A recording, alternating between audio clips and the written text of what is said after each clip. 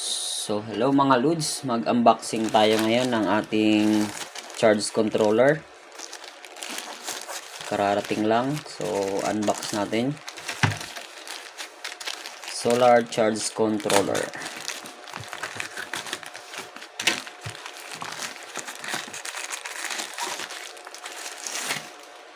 Ayun mga Lods, ang kanyang specs. 30 ampere 12 volt system.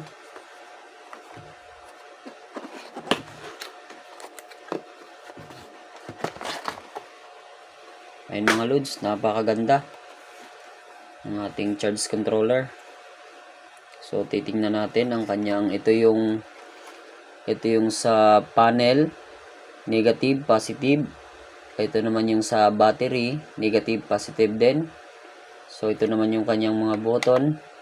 So merong charging port, 5 volts DC.